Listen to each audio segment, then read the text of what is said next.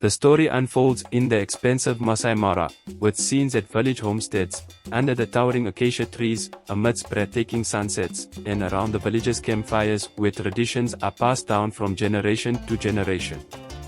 Naila stands atop a hill, draped in a bright red shukka adorned with delicate beadwork, watching as the early morning sun rises over the golden plains of the Masai Mara.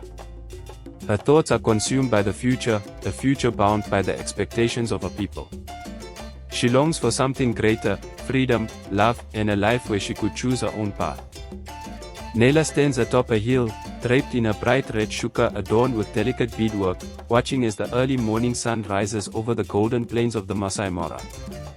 Her thoughts are consumed by the future, a future bound by the expectations of her people. She longs for something greater, freedom, love, and a life where she could choose her own path. One day, while Naila tends to the family's cattle near the border of their clan's territory, she meets Kito, a young cattle herder from a rival clan. Their connection is instant, though unspoken. Both know that any love between them would be forbidden, but the bond between them deepens with each passing day. Kito's mother, Zai, senses this growing affection and warns him against pursuing a romance with Naila, a woman from a powerful clan.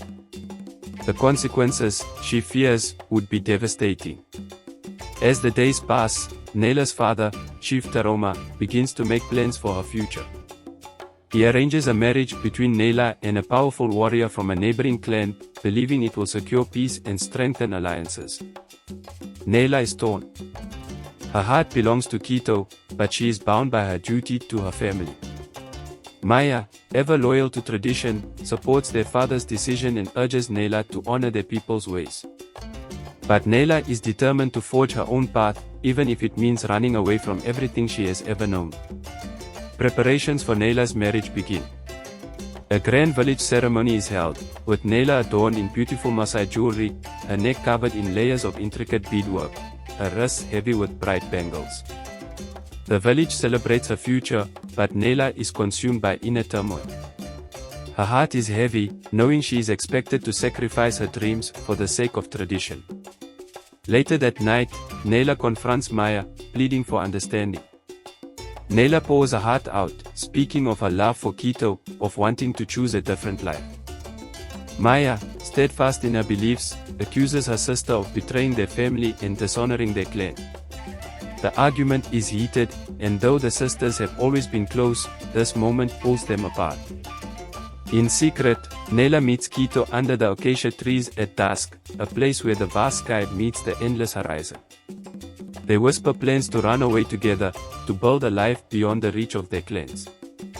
Kito fears for her safety, but Naila is determined. They share a quiet embrace, knowing the risk they are about to take. Turning point. Their plans are soon discovered. Chief Taroma, heartbroken and enraged by his daughter's defiance, confronts her in front of the entire village. He orders Kito to be banished and threatens to disown Naila if she chooses to follow him. Maya watches, torn between her sister's desire for freedom and their father's deep disappointment. As the village prepares for her arranged marriage, Naila takes a stand. She steps forward before the tribe, her voice clear and unwavering, pleading with her father and the elders to let her choose her own destiny. She speaks of love, of freedom, and of the right to follow her heart. Her words hang in the air, challenging the very traditions that have shaped their lives. Chief Taroma, moved by his daughter's courage, looks to ESA, the wise elder who has guided him for years. After a tense silence, ESA encourages the chief to listen, to allow Naila to follow her heart. Reluctantly, Chief Taroma agrees to let Naila be with Kito. Naila is free, but her decision comes with a price. She knows that the path she has chosen will take her far from her family, while Maya remains behind, still bound to the traditions she cannot abandon. In the end,